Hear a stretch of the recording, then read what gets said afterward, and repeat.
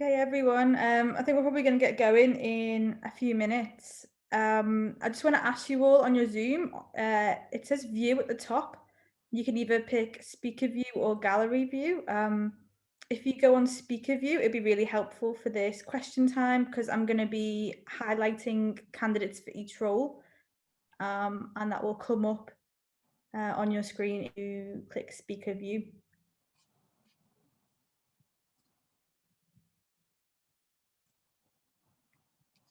Sorry, how do I do that?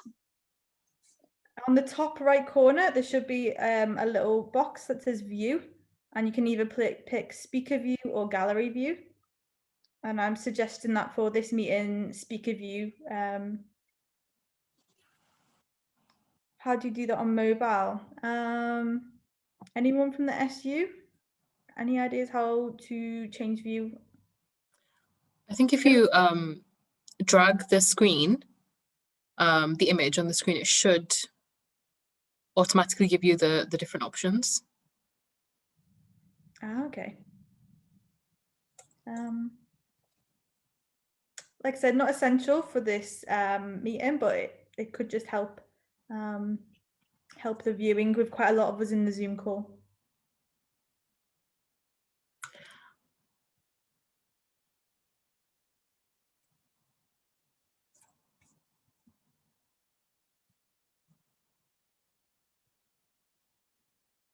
Brilliant. I think maybe we should get going, and if people join as we're going, then they can just sort of hop in. So first of all, I just wanted to say welcome everybody to candidate question time, and to all our candidates who are running our elections. Good luck, and I'm really excited to hear a little bit more tonight about all of you and the things that you stand for and are running for. And I just wanted to pass you over quickly to our host for this evening, who is Samaya. I'd like you to introduce yourself. Hi everyone, my name is Samaya Afzal. Welcome to Candidate Question Time. I'll be your compare for the evening. If at any point you need to stop me or just let me know something, then feel free to just message the host in the chat. Yeah, and am I okay to begin? Is everyone ready? Just react with your hands. Let's see. Brilliant. Okay. So, I'll just wait for the, yeah. Brilliant. Okay. So why are we all here tonight? It's your opportunity to decide who you think should be running Goldsmith Students' Union. Thank you to the Student Union for inviting me to bring everyone together and go through some of the main questions that are on students' minds. We have got 2 hours of amazing debate to look forward to. I know I'm really excited to hear what each of the candidates is proposing and putting forward for what they'll do in the various roles that they have nominated themselves for. We do have questions that were submitted online in advance, so we'll be going through those first, but no worries if you have any further questions, because we'll be able to take questions throughout the entire event. So if at any point you have any questions that you'd like to ask a specific candidate, just let us know in the chat box. Just write the candidate name and the position that they're going for, just so we know exactly when to ask. So I hope that you're all ready. There are lots of different ways for you to get involved tonight as well. It's not just by watching. The best way is obviously to come along and join us here, but other than that, there are many of you who will be watching via Facebook or the SU website, and we'd really encourage you to comment on Twitter. Just tweet with the hashtag GoldsmithsQT, and we'll be able to see your comments and your questions. Before we get to hear from the candidates who will be running as full-time officers and NES delegate in these elections to potentially represent you, we want to remind you that any kind of discrimination, hatred, hate speech, personal attacks, or bullying of the candidates won't be tolerated, and it will be taken very seriously. Because we want this to be an inclusive space, we're hoping that that's the spirit that you'll all champion throughout this evening. So without further ado, let's jump right in and get started by welcoming the candidates for the role of NUS delegate. So you should be able to see the names for NUS delegate on the screen. I will wait. Sorry, I think there's a little bit of lag on my internet. Sorry, when I press next page, it takes a second. That's okay. That's fine. So in the meantime, what I'll do is, oh, there we are.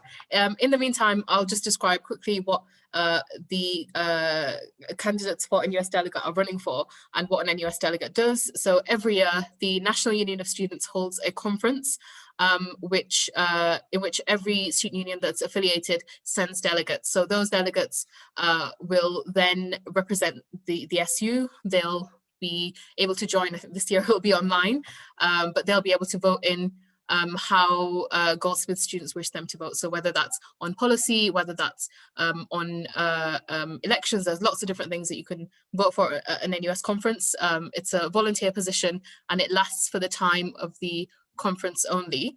This year, running for NUS delegate, we have 2 candidates. So we have Lars Orvikstodt, I hope I pronounced that correctly, whose pronouns are he, him, and Lily Carrington, whose pronouns are she, her. And we're going to go into watching the videos of candidates normally, but we don't have videos at the moment. So what we'll do, we don't have videos for the NUS delegate position. So what we'll do is go straight in for questioning.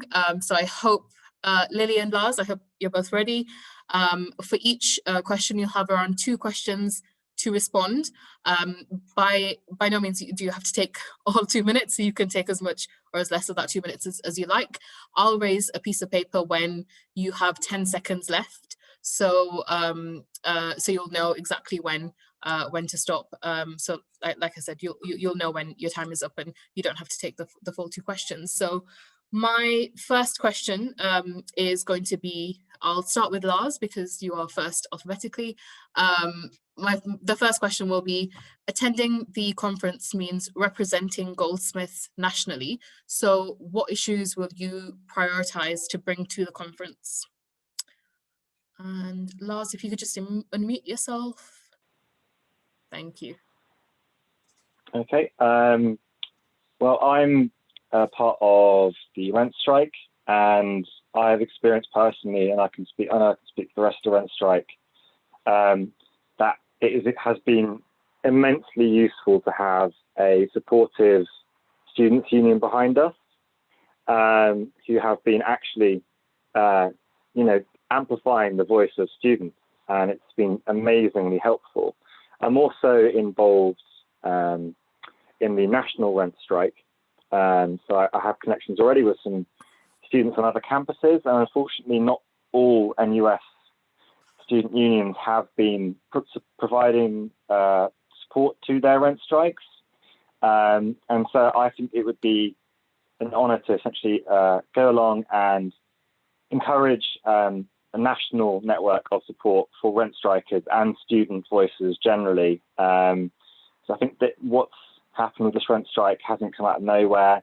I think that a lot of the issues that are being fought with the rent strike will continue to be fought on in the next year or further. So I think it's vitally important that we represent what a positive student union intervention can look like, and encourage the NUS to adopt a supportive role for student movements across the country. Thanks, Lars. Very comfortably in time. Didn't have to use my piece of paper. Lily, can I get your answer, please? Yeah, for sure. So if I'm fortunate enough to be elected, one of my main priorities is actually to do with mental health support and the support that is offered on campus. So I would look for to support any motions to do with better connected mental health services, anything that can sort of help us integrate local healthcare and primary healthcare into campus support as well. I know that the NUS has had a couple of motions on this in the past, but we haven't seen much tangible support. And especially in the time that we've had over the past year, I think it's more important now than ever. I'm also interested in like facilitating financial support, so especially in light obviously of the pandemic. So I definitely prioritize any motions based on like increased grants and bursaries, and I'd actually really agree with Lars, like any motions to do with national rent strikes and obviously rent strikes that have taken place at Goldsmith. So yeah, ultimately just want to be like there to be like a dialogue with the student body. Thank you so much. And our second question is, what do you think is the thing that Goldsmith students will most want to see from the conference? Let's go to Lily for that one. Sure. So hopefully the defense of affordable education.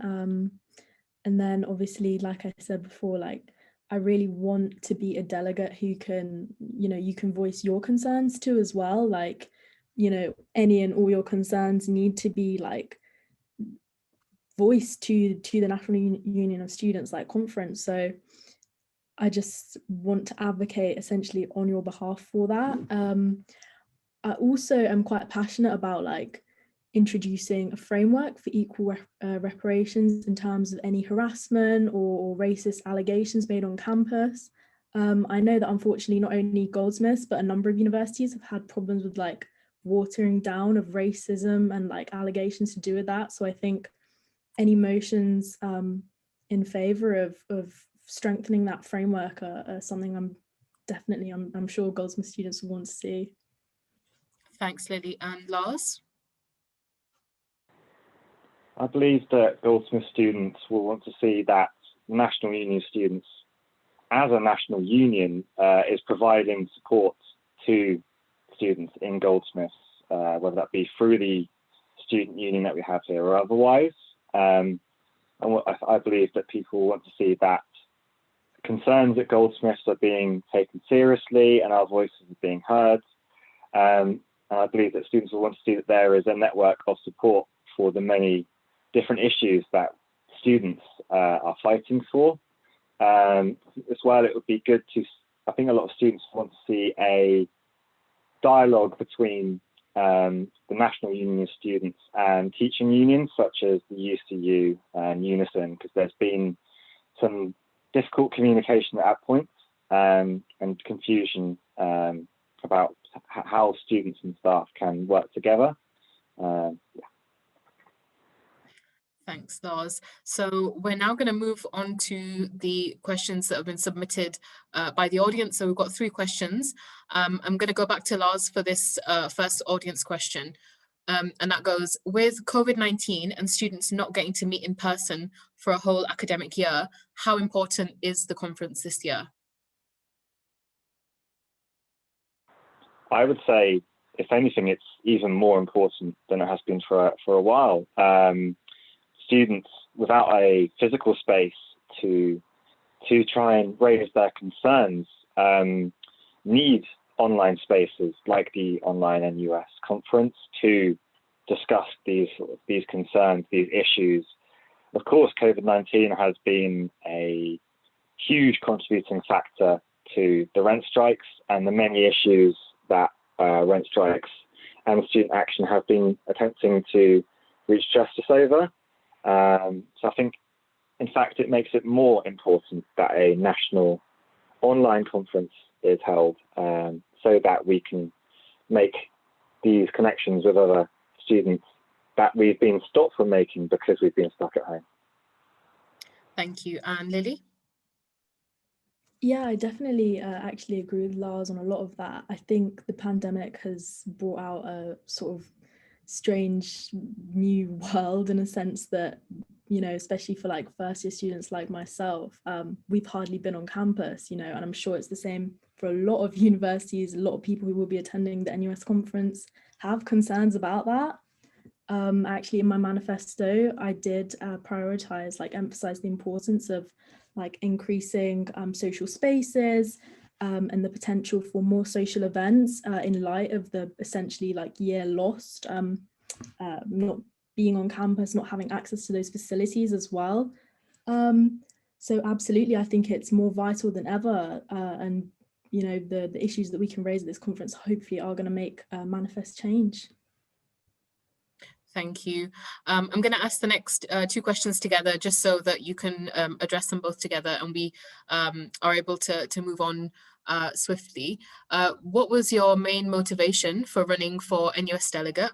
And with the NUS conference happening online this year, how do you plan to get your message across to other national delegates? And what I'm going to do is go to Lars for this one. So main Thank you. motivation. Okay, motivations, of course. I was motivated to apply essentially, because of my work with the rent strike and with the national rent strike. Seeing the value of national solidarity and local solidarity really convinced me of the need to try and push for even further solidarity and an official solidarity between different universities. Also, the issue that has been coming up again and again and again since the start of this movement is a critique of the marketization of education, the treatment of students as consumers, and I wanted to take this feeling that I have felt in the rent strike and beyond to the NUS, and really push to oppose marketization. Sorry, can you repeat the second question for me? Of course, yeah. With the NUS conference happening online this year, how do you plan to get your message across to other national delegates? I think, I'm as a fortunate/unfortunate result of the COVID-19 pandemic, a lot of the activism that I've been doing this year has been online. And simply the best way I found of appearing online is to, and with this, there's certainly an element of practice to it, but being able to express clearly and concisely what I mean, and in an honest way, and be willing to hear other people's concerns, because any democratic movement needs to have a variety of voices. So I will go along, I will say what I think is correct, but I will also listen and try and give as much time to everyone else as possible.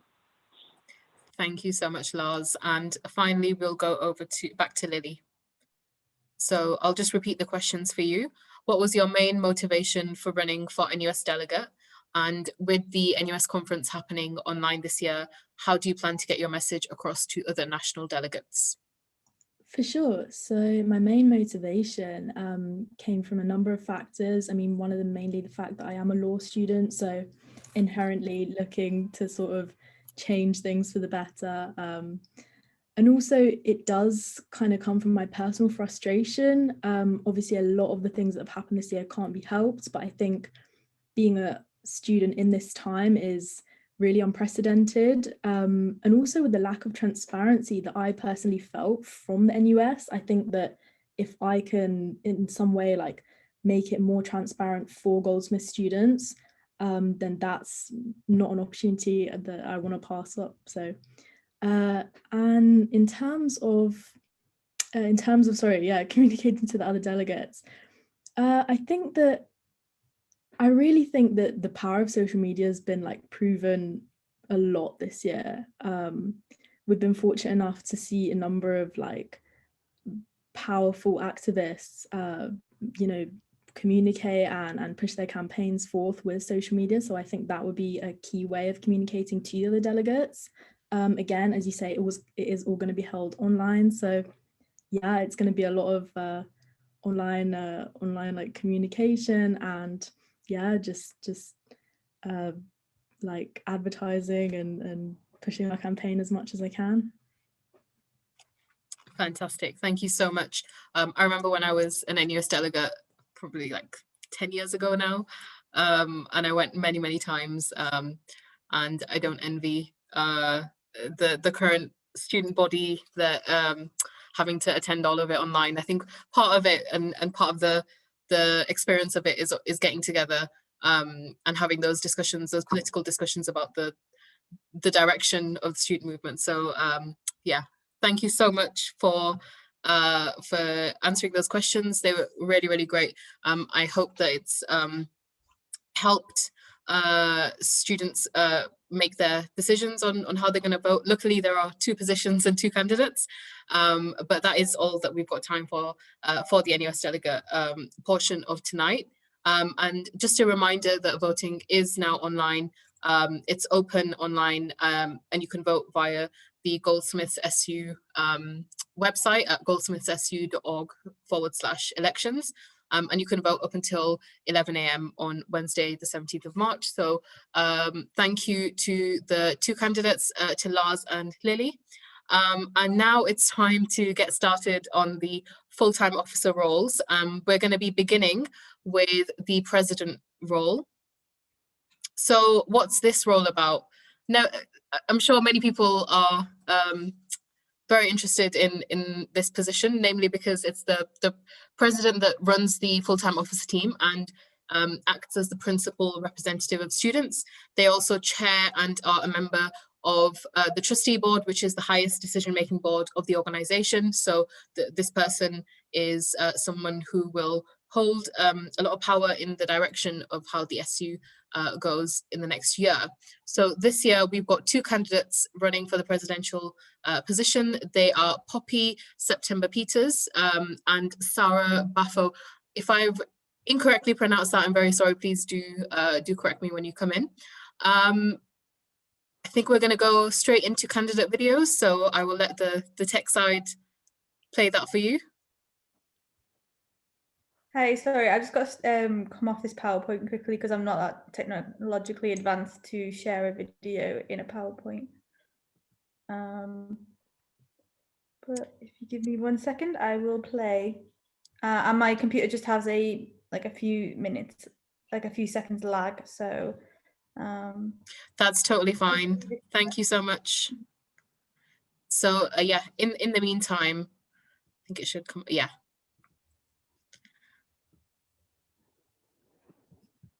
Can you see on screen before I press play?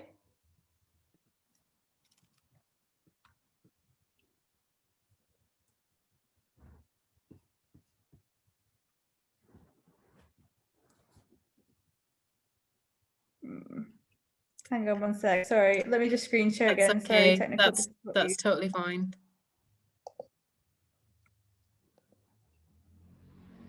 How about now?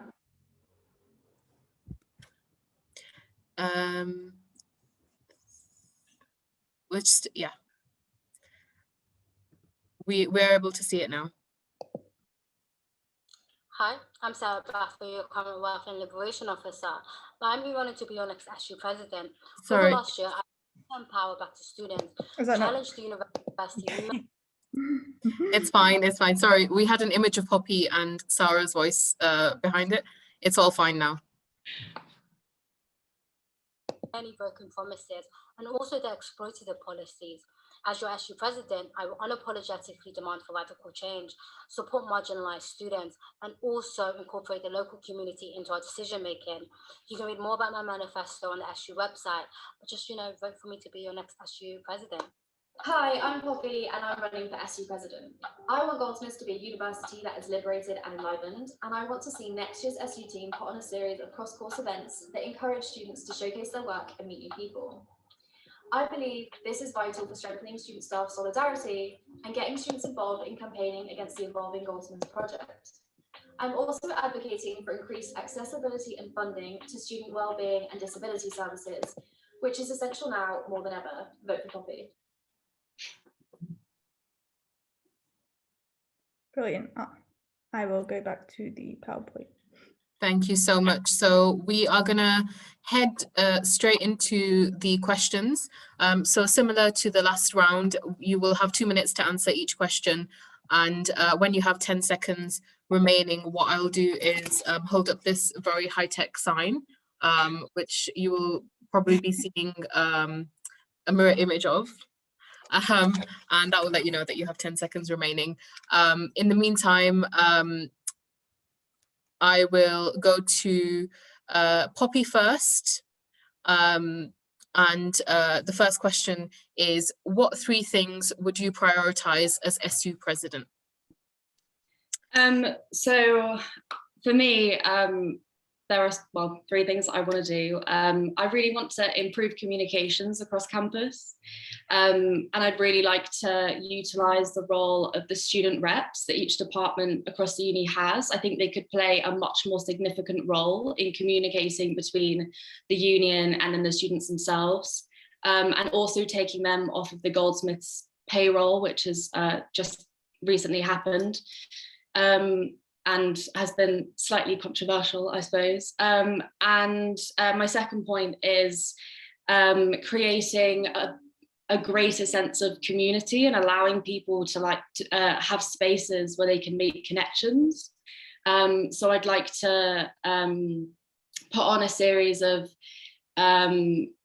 different events across campus where people from all different fields can get involved, showcase their work, get to know different people, because I think this is really vital to reinforcing student staff solidarity and just allowing students to feel connected to Goldsmiths and feeling like it's a place that they enjoy being and they can identify with. And lastly, I would like to review and strengthen the provision of services, especially the wellbeing services. I know that they have been letting some students down, especially during the pandemic when they are needed the most. And I think it's really vital that we make sure we're providing students with the most basic services and meeting their most basic demands. Thank you so much, Poppy. Can I now go to Sarah? The same question. What 3 things would you prioritize as SU president? Yes, the first thing I would prioritize is to ensure a governance review and a culture review is happening in our Goldsmith student union, and that happens every 2 years. I think as a union, we have to be unapologetically radical in how we support students. And a lot of times, historically, the student union hasn't been that. So I would ensure that a cultural review is happening where marginalized students are protected and also just students in general. Also, the senior management team historically has used the student union to justify their exploitative policies. So I think it's really important that our union is unapologetic about supporting students in different campaigning groups. The second thing I would do is focus on fulfilling the remaining of Goldsmith's anti-racist action group's demands, and that is ensuring that racial justice work is at the core of what we do. And when we talk about systemic racism, we're talking about how can we best support Black and PhD students. The last thing I would do, the third thing I would prioritize is to lobby the government and the university to ensure that tuition fee and rent rebates are given to students, because students have been exploited and lied to. Students are paying an exploitative amount of rent. Students are paying an exploitative amount of tuition. Firstly, no one should be paying for education. So I do think I would lobby the government and I would lobby universities to ensure that this is happening for all students. So yeah, those are the 3 things I would prioritize. Thank you so much, Sarah. So the second question is, what is your strategy approaching the university's continuing plans to make cuts across the college to staffing and resources? Is that me first? Oh, sorry. Yeah, let's go to Sarah first. So I think it's really important that we focus on restructuring council, and council is the highest decision body making at Goldsmith Student Union. That's where the warden is held to account. That's where the final decisions of the recovery plan is made. It doesn't really have student representatives in there. It barely has academic representatives in the council. It doesn't hold the senior management to account. It doesn't even hold the warden to account. So I think it's really important that we focus on restructuring council, take back control over the decision making. And then, as we know, like, it's students and academics who make up the university. The senior management team does not. So I think it's really important that we focus on restructuring council. and wait, apologies, my notes just left. And then also, I'll continue to work closely with Goldsmith GCU and lobby for their demands to be met. So hopefully there will be no assessment boycotts and industrial actions in the future. Also, lobby for the university to conduct equality impact assessment on how many Black and POC staff members are being made redundant or being made fired, because we know a lot of Black and POC staff members are on fixed term contracts. That's a whole question about why are they on fixed term contracts in the first place. But the university has not done an equality impact assessment where they've looked at who would this impact the most, and it will impact marginalized staff and precarious staff. So those are the things I would focus on to look at, like the cuts made across the college. Thank you so much, Sarah. Moving on to Poppy. So I think what time and time again, it has been proven that you need students on your side. And I know that students are going to come back from this pandemic. We've had strikes this time last year. We've got the assessment boycott. And I think people are going to come back feeling very alienated. And I think with Manchester and Heriot Watt, both those universities showed that you need students campaigning, you need students involved in supporting staff and fighting back against marketisation policies. And I think we do really need to re-engage students in reversing the decisions that have been proposed by the evolving Goldsmiths plan. I think it could be really interesting to consider, like a referendum for students and create a space for their voices to be heard.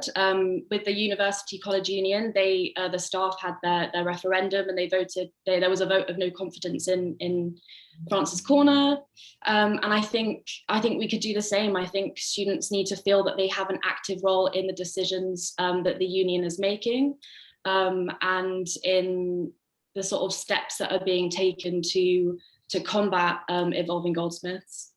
And it also, over the summer, I created a short podcast with another, like a peer, and some lecturers. And the idea was to get a conversation going, because I think people felt so angry about the strikes, but there was very little conversation being had about why were the strikes happening, like what was actually going on for staff. And the podcast was meant to sort of stimulate a conversation, but also stimulate some empathy and just get an understanding going of what was going on for people working at Goldsmiths.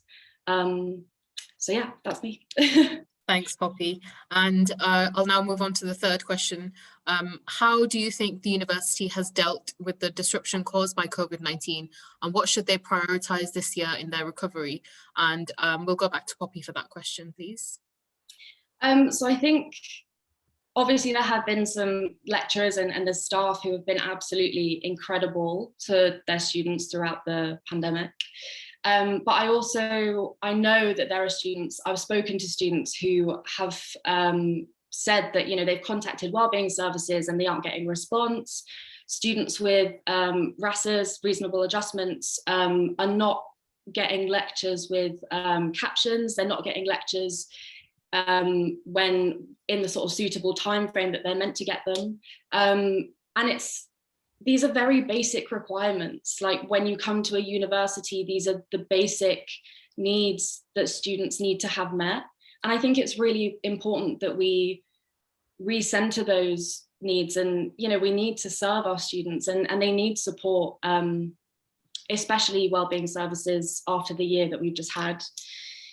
And as has been mentioned, the attainment gap, as it's called, has worsened over the past year, and I think we really need to evaluate how students are being allowed to slip through the fingers of higher education.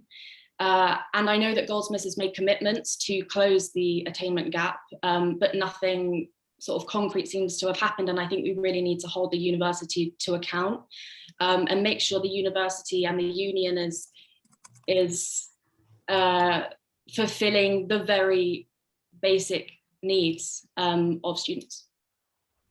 Thank you so much. That was 2 minutes on the dot. before I go to Sarah for the same question, can I just say and remind everyone, if you do have any questions at all, feel free to post them into the chat and we'll be able to take them forward and get them answered. So Sarah, can you please answer the third question, which is, how do you think the university has dealt with the COVID-19 disruption and what they should prioritize in the year ahead? I'm going to turn my camera off because my connection's bad. As a sabbatical officer, I've seen firsthand how the senior management team and the university has dealt with COVID and how they prioritize profit over the lives of students. So I think we've seen that the senior management team is now moving towards a marketized education system, which isn't about a transformative education system at all. So as your president, I will prioritize that the senior management team fulfills the demands of the rent strike, fulfills the demands of the tuition fee strike campaign, which was launched last week. Also on closing the awarding gap, it has increased this academic year, although we have a racial justice board, although we have so many committees that the senior management team is using as a very performative way of saying we are supporting Black and POC students. So I think it's important that we hold the university to account. We say to the university that we are the ones, and I don't want to say like, act like students are just consumers, but students are paying into a university system where they're exploited, where they're traumatized, where they experience violence. So I think it's really important, as your SU president, I will lobby the university unapologetically to support students. And that's through ensuring that there's rent rebates, tuition fee refunds, that the wellbeing services is more culturally competent, the fact that the SU needs to change. Yeah, so I think it's really important that we're able to lobby the senior management team in protecting students, because students haven't been protected. COVID has just amplified all of the issues that has occurred in Goldsmith University for a very long time, such as systemic racism, such as transphobia, such as classism. So I think it's really important that we look at what has happened this academic year and say that Goldsmith is failing students. And as a student union, we cannot allow Goldsmith to continue doing this, because students will become traumatized, students will drop out. So yeah, as your SU president, I will ensure that this does happen and we will lobby the university and not become an agent student institution. Thank you so much, Sarah. If anyone has any questions, please do post them into the chat. In the meantime, my next question from the audience is, many students are disillusioned by university at the moment, i.e. ridiculous tuition fees, high costs of renting, online learning, and those kinds of things. What do you think you personally can bring to the SU in this role? We'll go to Poppy for this one.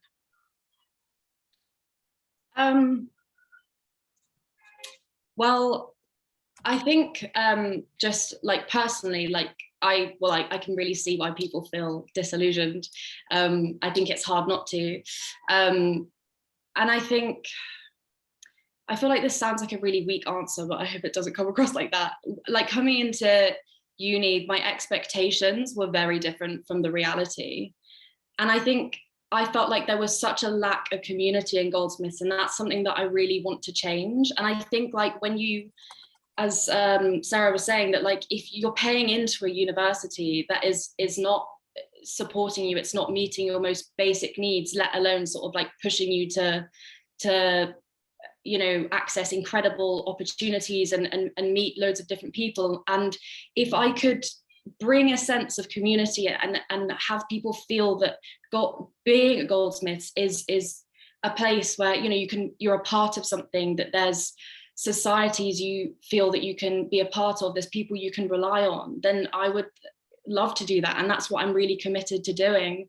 I just feel that this lack of community is a real problem at Goldsmiths. I've spoken to so many students. Like I know when I joined, I really didn't feel like I was meeting people, that I was very embedded in a community, and that makes it really hard also to get involved in campaigns, in social causes.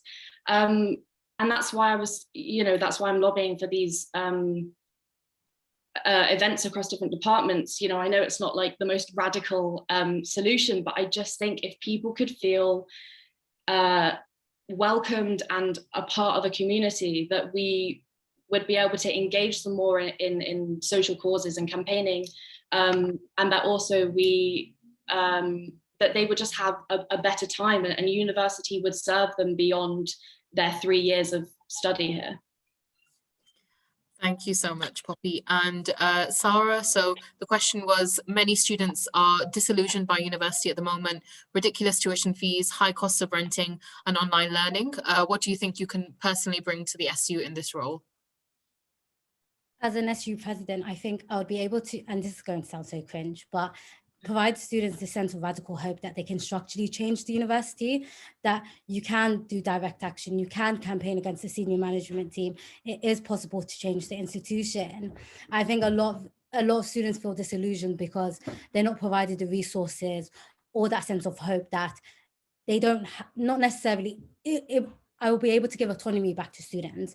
Right now, the senior management team is making as if you can't change the university. It's in a massive financial deficit, that you can't ask for rent rebates, you can't ask for tuition refunds. So I think as an SU president, it's about how can we collectively organize? How can different campaigning groups come together, rent strike, tuition fee, anti-racist campaigning across campus, come together and say, we are stronger together. If we come together, we can fight the senior management team, we can lobby for our demands to be met.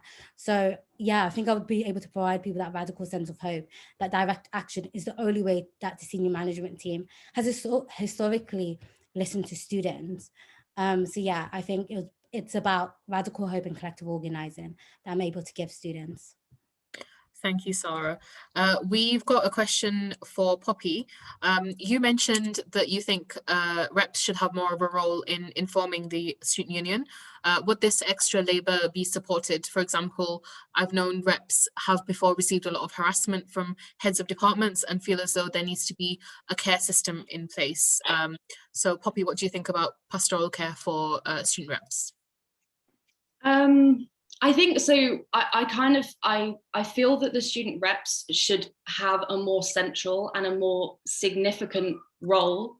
I think at the moment a lot of them are very much sort of left to their own devices, and so for me it was about maybe sort of providing them with I think sort of like realigning them slightly so that they play a key part in communicating between students and the union. So, and in terms of pastoral care, I can see how, you know, it would be seen as extra labor. And I think, well, I mean, if they're being harassed by people in their department, like obviously that's completely unacceptable. And I think also, what I wanted to do was take them off the university payroll, because I think that also, gosh, what's the word? That means that they're reporting to, you know, the university instead of the students. They're meant to represent us. And I think that the reps should have, their relationship should be much closer to the students and the students that they're serving than the departments themselves. And I think reps should be able to have a bit more of an independent role in you know, letting the students know what's going on with the union, like what's going on at the university, and that they're not necessarily always answering to the department that they are, well, essentially, I guess, employed by now. Yeah, I've just had a clarification question, which is, what do you mean by removing them from the payroll? Does this mean restoring bursaries? If you could just quickly answer that before we move on to the next one. Yeah, of course. So initially they were on bursaries, and then a couple of weeks ago, the Goldsmiths decided that they would be moved onto the payroll, but this was done without any consultation with the student reps. And it also means that for some people, obviously, it ruined their furlough with their employer. And their allegiance is now obviously with essentially their employer, who is Goldsmiths, rather than being on a bursary and a voluntary role for the students. Thank you, Poppy. This next question is for Sarah. So as you're a current welfare sabbatical officer, and you've said that you've seen firsthand how the university operates, and you've already made significant changes in your current position. What do you feel as that you could do as future president that you weren't able to do as a welfare and liberation officer? I first will begin. If I become the SU president, I will take a very non-hierarchical structure. So we're an SU sabbatical team where it won't be me as a president and then welfare campaigning and education officer. But as a president, I'll be able to sit on council.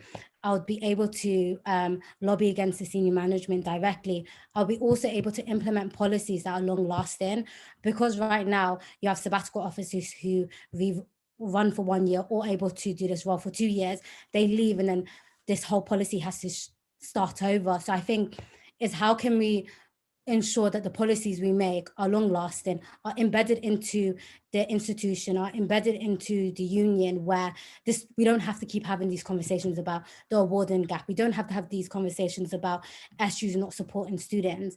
So as a president, I will ensure that as a union, we continue to be a radical union. We continue to be a union that supports students on the ground, do grassroots organizing. So I think it's really crucial that as a president is about how can we embed these policies that doesn't impact students and have a detrimental impact. So yeah, that's what I would do. Thank you, Sarah.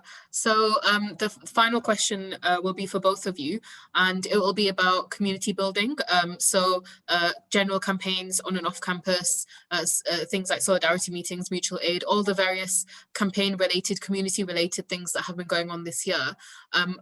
What's your plan for bringing this community onto campus, or bridging together student communities on campus? What's your campaign plan for the next year and beyond? And we will go to Poppy first. I've said it quite a few times already, and it is a really important point in my manifesto, that like I do think it is really important that we have, you know, events that are just focused on also like students being creative and students enjoying themselves as well, and just feeling like they're a part of Goldsmiths. I know a couple of years ago there was an event inspired by a Tracy Emin quote about you know, like you're not an artist unless you study art, and I really like that philosophy of that event, that it wasn't necessarily just like creative students sharing work, but just people from all different fields, and people, you know, like New Cross in itself already has, I think, quite a strong sense of community. And I think I know how isolating it has been for students this year, especially first years who like haven't even been on campus. I haven't been on campus for a year, and I think just, you know, like being busy, having events on, you know, keeping liberation groups, keeping the Against Sexual Violence projects, and just giving students as many spaces as possible to meet people and enjoying their time at Goldsmiths, especially when, you know, you pay so much money to be here and so much money on rent that like you may as well make it as enjoyable as possible. Was that my 10 seconds, by the way? No, it wasn't. No, okay. It wasn't. And just in general, I think same as Sarah, I share that same philosophy, that like it's not, you know, like you're the president and therefore it's you run the ship. It's very much you are a coordinator who helps coordinate the different departments and demands and needs, and I really identify with that. I don't see it as, you know, any kind of dictatorship or anything. I think I would take a very holistic approach and make sure as many people are being heard and seen as possible. So yeah. Thank you so much, Poppy. And we'll now go to Sarah for the same question. Can you repeat the question? Yes, of course. This question is about your plan for the next year in community building, and also, you know, previously, if there's been any involvement in that, around campaigns, mutual aid, solidarity campaigns, and those kinds of things. How are you going to bring community onto campus and connect campus with the communities around? Yeah, no, I think it's important that we break down what we mean by community. We're in South London, which historically has been really big on resisting, really big on campaigning. South London has a huge Afro-Caribbean population that is directly impacted by Goldsmith and gentrification. So when I'm in community and community building, is how can we like redistribute SU resources back into the community? How can we do community building work where as an SU and also as Goldsmith students, we hold ourselves to account and how we're having a relationship with community members, and we don't reproduce those very like violent structures. So that's beginning what we mean by community.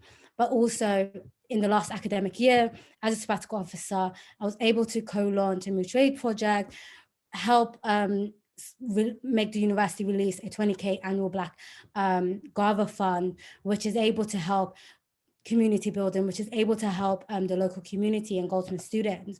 So I think it's really important that more than ever the next following year, it's how can we do community building? How can collective, I'm not even making sense right now, apologies. How can different campaigning groups come together to organize collectively? Because the only way we'll survive this institution if we all come together. I know SMT and the university individualizes our problem, like if there's just an individual student who's having to navigate this problem. So I think it's really important that we come together because that's the only way we can survive. And that's also launching the community hub meetings that we have every month now. And that's different campaigning groups just becoming aware of what each one are doing. So what is the rent strike doing? What are the tuition fee strike doing? What is GAVA doing? So we are able to share tactics and what the SMT is currently doing and how they're treating each campaigning group. So that's what I would do and I'll continue to do. But I also will continue to incorporate South London into my activism, even beyond the SU, which is really important. Hopefully that made sense, guys. Thank you so much, Sarah. And that brings us to the end of the questions for the presidential section of today. Thank you so much to both Poppy and Sarah for giving us so much to think about, and for giving students so much to think about who are able to vote right now if they wish. Just a reminder that the webpage is goldsmithsu.org/elections, and you can vote up until 11 a.m. on Wednesday, the 17th of March. If you'd like to find out anything more about these candidates, you can read their full manifestos on the elections page, along with all of the candidates that are running in these elections. So thank you so much to both Poppy and Sarah, and we should now be seeing on the screen the candidates for the role of campaigns and activities. So welcome everyone. In this position, the candidate will lead the development of student campaigns and activities for students.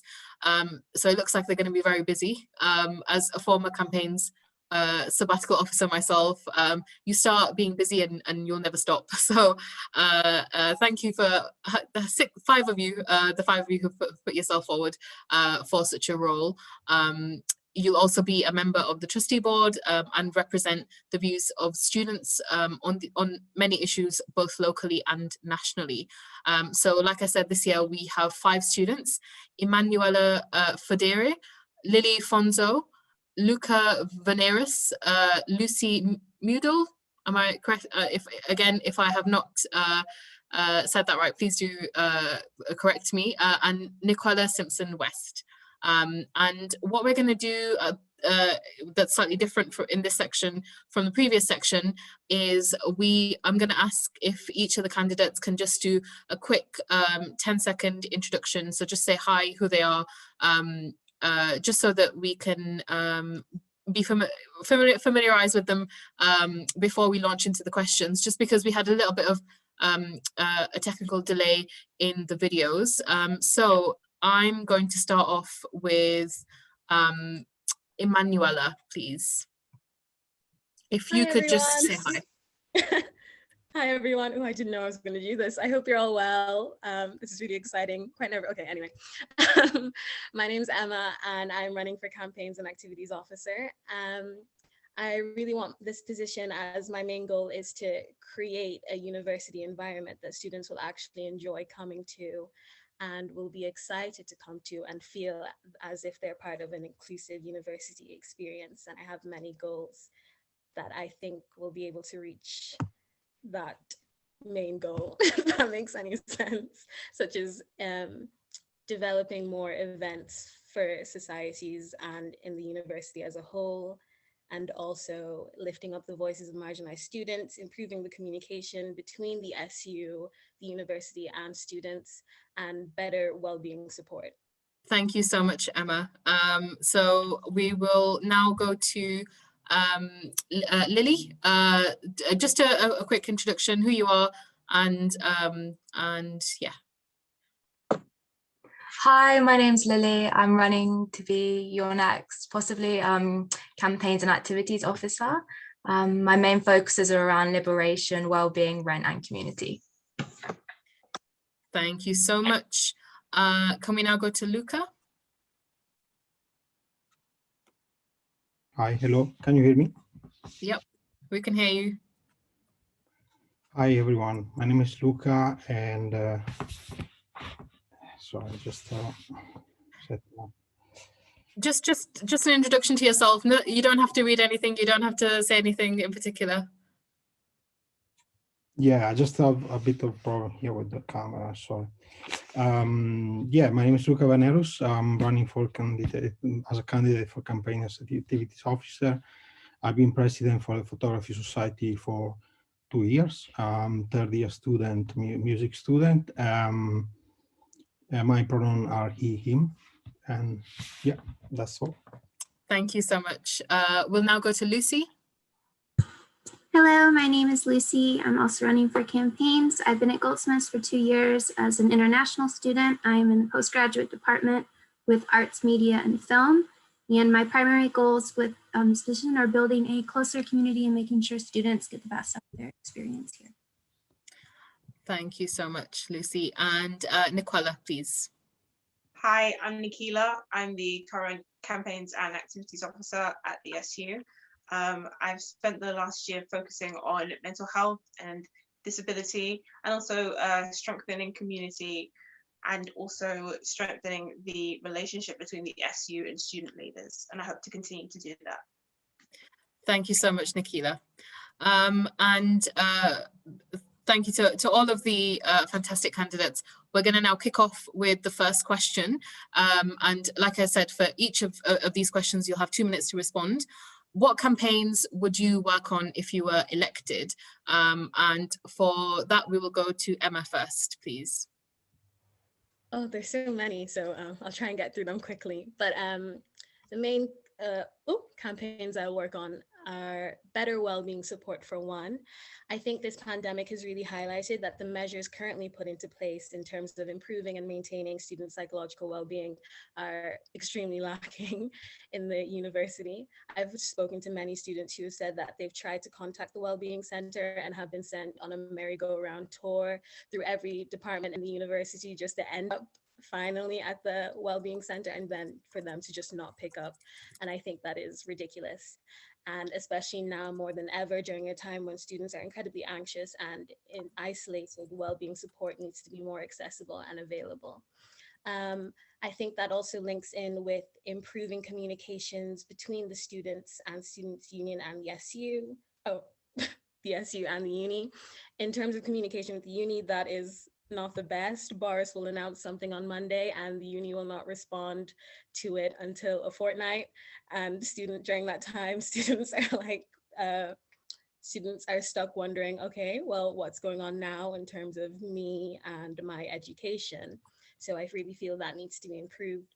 With the SU, I feel like there needs to be more accessible ways of finding out, of ways for students to find out what is actually happening in the SU, such as events, societies, campaigns, such as the rent strikes and GARA. And there's so many things that students don't even know that they're entitled to, such as the GARA Black Annual Fund or the Talented Athlete Program. And also I do really think that the SU should make more of an effort of contacting students to see how they are in terms of well-being. Another campaign I would like to work to is finding ways to close the attainment gap at Goldsmiths. 90% of white students graduate with first, high second classes, while there's a 25% attainment gap. And thank you so much, Emma. I'm so sorry, I'm going to have to stop you. And we will go next to Lily, the same question. What campaigns would you work on? Again, there's like so many amazing campaigns and campaigns that are yet to come, but the ones I'm really focused on would be the Goldsmiths rent strike, the New Cross packages, and ensuring that the university is held accountable to its commitments to GARAs. So the Gold strike, like we've seen, COVID-19 has highlighted like so clearly the neglect that students have faced in halls and how it's just been left to be okay with like mold and rats and like broken equipment. And we just can't allow this to be okay anymore. Like students have just become cash cows in this institution. So working directly alongside rent strike to like better conditions. And then New Cross packages, again, COVID-19, like with so many things in the world, has like highlighted inequality and things that we've already could see. So Goldsmiths New Cross packages is a mutual aid project that myself and others have set up, which provides food and personal care items to those in need in halls in Goldsmiths and those in the community. And it'd be ensuring that this remains funded and this is accessible to all in halls. There was a lot of cases of students being left isolated during COVID and were unable to get their supplies. And this is just, again, completely unacceptable. So yeah, and just like campaigns that are community focused and like direct action led. Yeah. Thank you so much, Lily. And we will go to Luca. Okay. Yeah, I'm thinking about bring forward the experience I have since I started with the Photography Society, which has been for a couple of years. We actually organize events for students, and we got a lot of feedbacks and participation from all our members. And at the moment, I forgot to mention, I'm also part-time officer, society's officer, which is something I'm still building up an idea about the award, because I personally think my campaign title, which is a provisional title, I'm thinking about inclusion beyond competitivity. So I personally consider competitivity very important in university, but at the same time, I feel like there's a lot of confrontation between groups and society. And at the end of the year, we got the award, which is great. So my campaign ideas is to incorporate other projects which are not being consolidated through the year, because we got a lot of problematic during COVID. So at the end, it would be nice to have an event as we have the opening week. And at the same time, we are looking for participation for our project, which is a fanzine. And I think I'll bring forward those projects we are constructing at the moment for my role if I get elected as a campaign activity officer. That's all for me. Thank you. Thank you so much, Luca. And can we go to Lucy, please?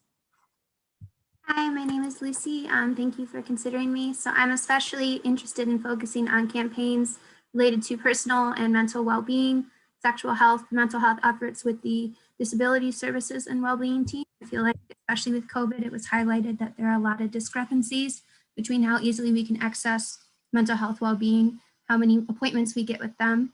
I also want to focus on the sexual health. Students coming to university, I think there needs to be more awareness with that. Strike efforts, especially rent strike, quality of the buildings people are living in, and supporting campaigns which support all types of liberation groups and make sure their voices are heard. My intention is to work on active campaigns that are accessible year-round, so people are getting the best out of their time at Goldsmiths in terms of what they can participate in their education and community engagement. I know when I came to university, I felt like I didn't understand how to be an active part of the community almost to the very end of my time here. And I've now been here 2 years in the postgraduate department. And I want to make sure students are feeling like they get every experience they can, meet every group they can and make sure their voices are heard. Thank you, Lucy. And can we please go to Nikila? Yes, good evening. Thank you all for coming again. So what I'd like to focus on running for next term is, in this role, I've had a lot of experience, and also with activism work in general, taking on large projects and being very quickly overwhelmed or trying to take on many things at once. So I'd really like to offer really practical solutions. And I think it's been mentioned a couple of times that there are some issues at Goldsmiths that are very simple and may take a while to solve, but they are very easy to solve. It's just a case of will on the part of the powers that be. So one of the things that I have been discussing since this time last year, and many people have, is the situation of physical accessibility on campus. We still don't have working lifts in buildings, and yes, we're not on the premises and there's a lack of footfall, but this is the opportune time, in my opinion, to fix the lifts, to put in ramps, to make buildings such as Deptford Town Hall more accessible. I used an example in a meeting the other day. If you have toilets in an office building, usually there's a rota put out for who checks it every day and every week. It would be very simple to have that for a lift and keep the staff and the university accountable for making sure they're fixed. So we don't have members of staff telling students or telling us as SABs, well, they're fine, everything's working, and we have a completely different story coming from students. There's also a policy in place at the moment, I don't know if everyone's aware, that students with dyslexia and other specific learning difficulties aren't being offered extra time for assessments. We think this is very outdated. I've spoken to members of the disability team, and this is something that needs to change now more than ever.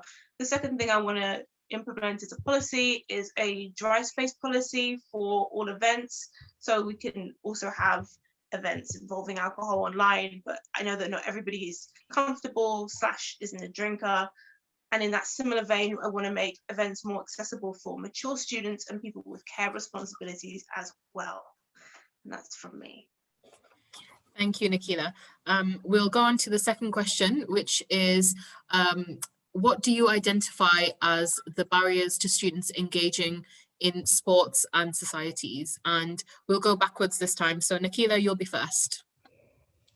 Okay.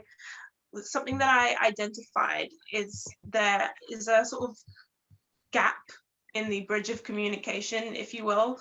So in terms of students communicating with the SU, a lot of students don't know that the university have a comms team and the SU also have a comms team. Something we tried out this year because we had the first primarily online welcome week and welcome back week, is that we had societies do Instagram takeovers on our social media accounts, Instagram in particular, and this was wildly successful. It makes all the difference in a pandemic when everyone's burnt out already and you're trying to run a society, being noticed and getting more members coming to your events. And I've been told that just having a small short shout out in the SU newsletter is just fantastic. And I want to make sure the morale of student leaders is boosted, because they do so much and they are such a huge part of the SU. And I think another thing is that there are accessibility needs, be that disability, be that something like time zones, for example, with international students and accessing events. I don't think it's just enough to have students come to the SU and say, this is an issue that we're having. I think that a student sabbatical officer has to do the digging. They have to come to the students and keep asking questions. And I'm very proud that something that I pledged to do this time last year, which is create a space for student leaders to talk to me on a regular basis, and that's monthly. And I did that. And I have regular communication with student leaders, just asking them, how are you? What is it that you need? And if it's nothing, then it's nothing. But if it's just small things, then from that you can hypothesize on how to make a plan and bring that back to the staff at the SU team. And just lastly, it's fantastic that sometimes we get emails, we get a lot of emails, but we'll get emails from external groups and external companies, and they'll do events. And sometimes we can hook them up with societies and they can do events with the society. So sometimes delegating tasks is an excellent thing to do. But yes. Thank you so much, Nikila. And we'll now go to Lucy. Okay, so I think main barriers with students engaging in sports and societies is awareness and their ability to engage. Not knowing what societies and sports are active, I think, is a really big issue. In both of the years I've been here, been on the student union website, seen all the society names and contacted them, and I only hear back from one or two. And I feel like we need a clear communication system, which I think can be done with fine tuning the SU website with things being online right now, and making sure it's clear what is active and inactive, and also letting students know that they can start their own societies, which I think a lot of students don't realize, that they can reinvigorate societies that they're interested in. So I propose, if given this role, I would like to make some type of a very clear calendar or way to organize what's going on, so that way students from other societies also know what another society is doing, which I think we started to see more of this year with things being online, that we can engage with what other societies are involved with. But if there was a way for students to have a calendar of what's going on, not only in Goldsmith, but in London community and New Cross community, so they can engage with outer events as well that aren't necessarily only within us, I think would be really helpful. And particularly with sports, I feel like one gap has been not knowing the level of ability you need to engage with the sport, which is something I felt with coming into this community alone. So I think we need to extend our community engagement and allowing students to collaborate with other societies, and knowing that they can join regardless of their background. Because I've heard this from many students, especially being international, that we're not sure how to actually engage in a society or sports group. Thank you so much, Lucy. Can I go to Luca, please?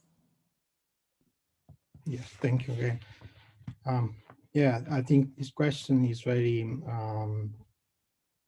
important for me, because I really felt the need to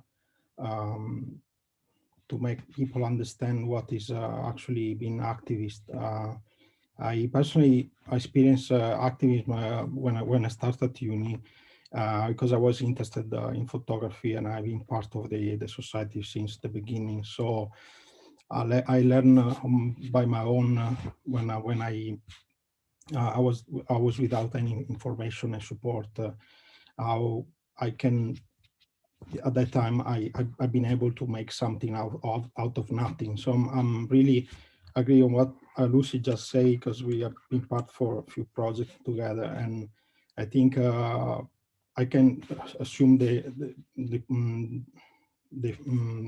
concept in a sentence, which is activism is also giving, which means like giving not just to the people around you, but giving to the whole community, being a participant on events without expecting anything from anybody, just make your own participation and building something out of it, which is very important. So I think to answer specifically the question, students are not always aware about it and the support that student union can give them, and they're very just disoriented. So I feel like with a bit of experience again, I can support the understanding first, and then making into actions. That's all for me. Thank you. Thank you so much. Luca, can I go to Lily, please? So I kind of seen the main barriers as, again, like the culprits that come along all the time of money, time and support. And COVID-19, again, not to like keep going on about it, but it's made it really hard for especially first years and international students, and like students that haven't been able to get onto campus to actually engage with societies or have kind of the ease that has been had in previous years of kind of the fairs that went on where you could go and have a look. So it's become like very daunting to join them. And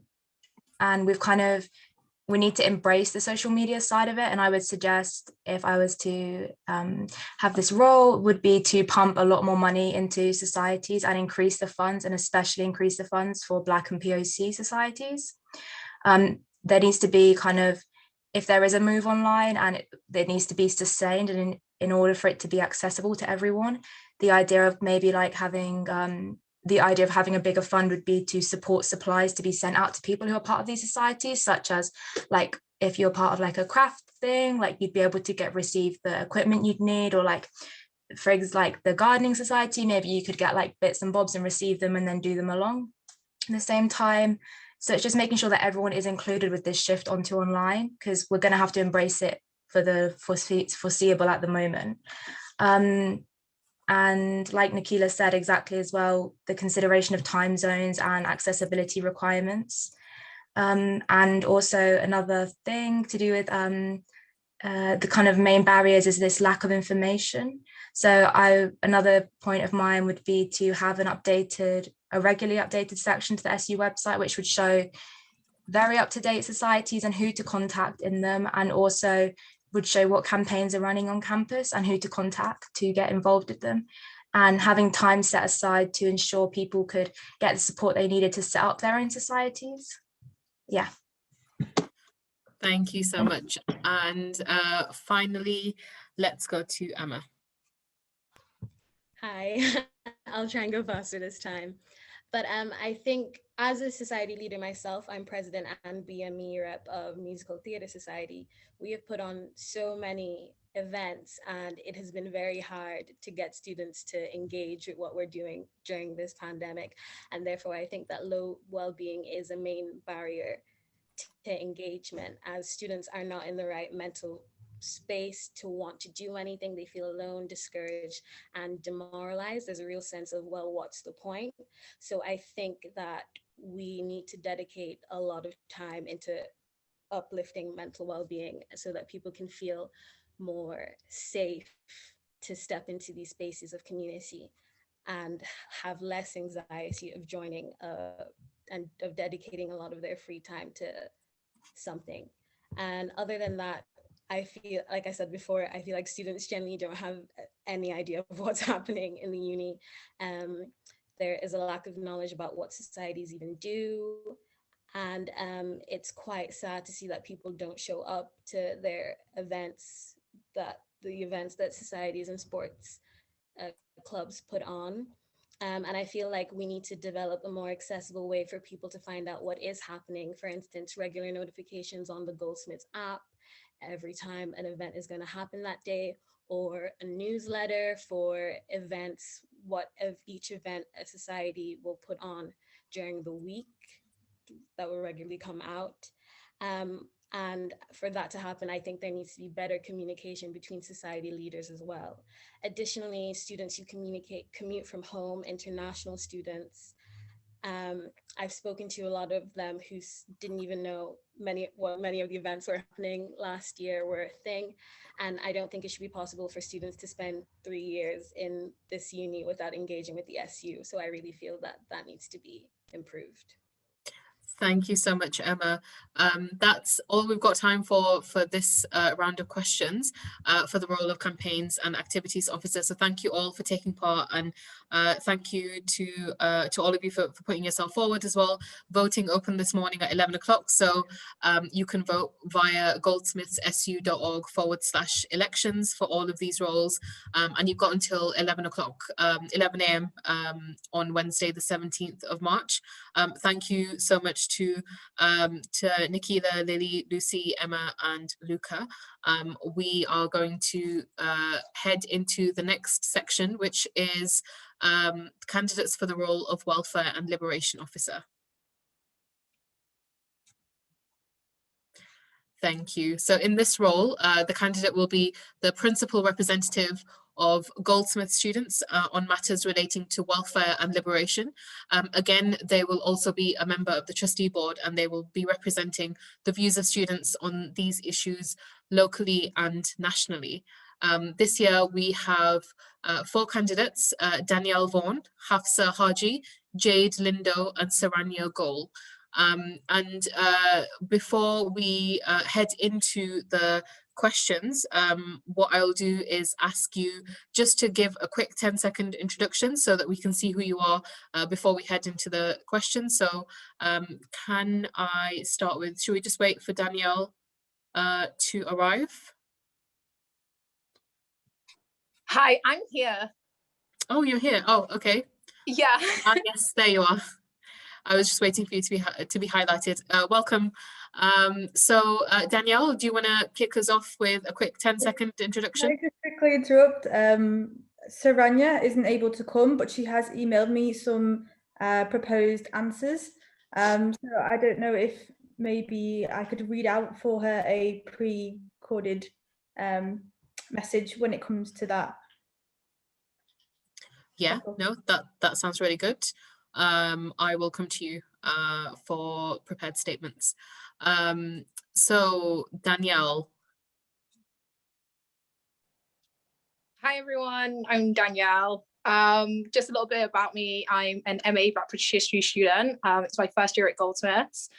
The reason I wanted to run for Welfare and Liberations Officer is activism has been a core part of my life for the past 5 years. And coming to Goldsmiths, I just saw a plethora of issues that I knew I had to get involved in. So yeah, that's essentially why I'm running. So hi. Thank you. Can we go to Hafsa, please? Hi, I'm Hafsa. I'm a third-year politics student, and I've been organising at Goldsmith since first year, being a GARA core rep, member of Justice for Workers. I'm on like various boards, like the one for POC scholarship that's potentially going to happen soon. And yeah, I just want to continue that for another year. So I'd love to get this role. Thank you so much. Jade? Hi, I'm Jade Lindo, and my pronouns are she, her. And I'm currently a PGCE design technology student. So I haven't spent a lot of time at Goldsmiths, but I am the current BME student officer as well. So this is definitely something that I want to continue to work on and take into the welfare and liberation role as well. Thank you so much. So we'll be heading into the question portion now. Before we begin, I just wanted to do a quick reminder about being respectful and not attacking either existing sabbatical officers and staff members in the student union. You are more than welcome to hold the university and the student union to account, but if you could do that, please, without targeting staff members or current officers, that would be fantastic. And we will head into the first question, which is, what 3 things will you prioritize if elected? And we'll go to Danielle first.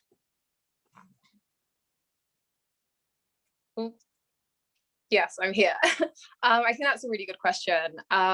There's so many things, so narrowing it down is going to be really difficult. I think there's 2 pressing concerns. First of all, GARA's demands have not been met. The university can't make a commitment to something without following through. So during my reign, I don't know what you call it, I would fight for the remaining 6 demands to be met. Second of all, international students and the fee strike, which has been mentioned many times, the treatment of international students and the failure of the administration to uphold its promises is a major issue. I'm part of the fee strike organization, and I think that is definitely something that needs SU backing. I think the third thing would definitely be mental health and well-being. I think the pandemic has highlighted that mental health can affect everyone in different ways. I think the 2 ways that I would approach that kind of have a dual strategy. First of all, you need to look at the RASA process. Like, as a disabled student, it has been such a frustrating process. So definitely reforming RASA. I would like to continue the no evidence clause for mental health conditions.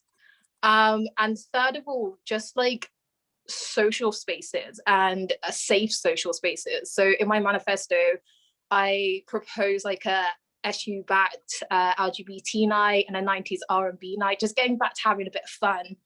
And making sure that there are safe spaces for BAME and LGBT students on campus to do that. So I think those are my 3.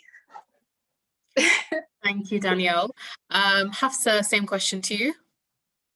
My first priority is lobbying the university against the marketization process that's going on at the moment. It used to be called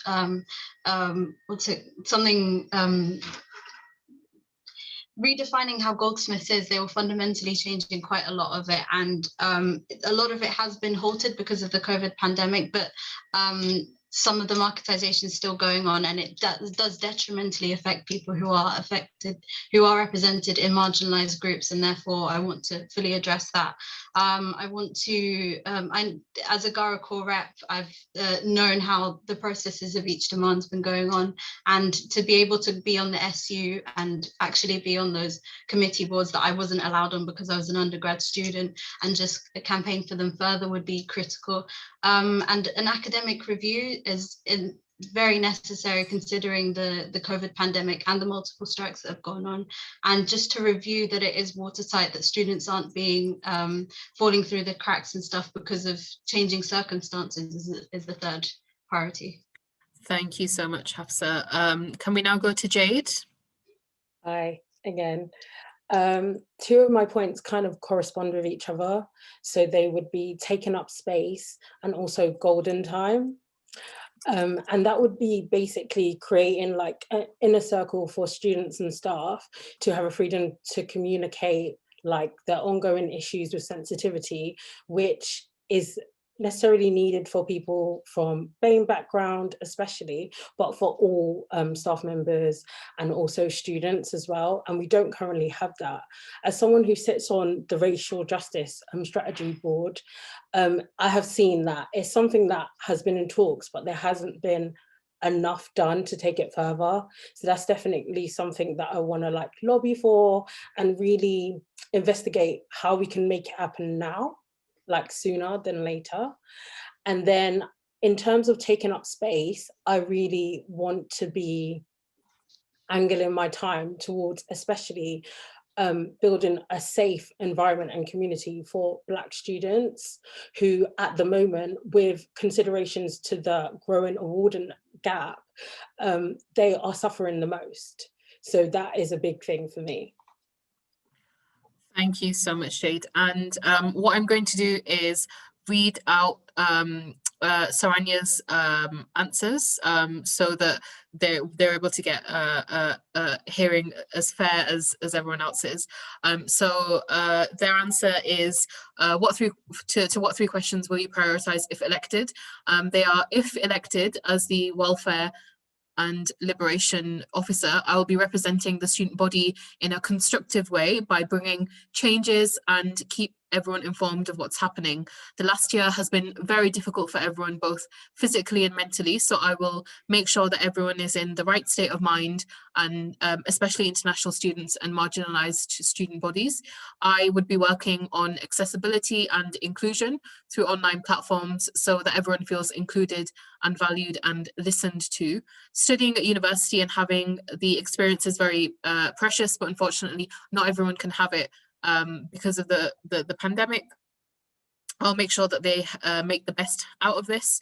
Also, I'll be fighting for the COVID-19 campaign for everyone to feel safe, valued and listened to make them have an easy time and not let students marginalized and international take any stress or burden for the same.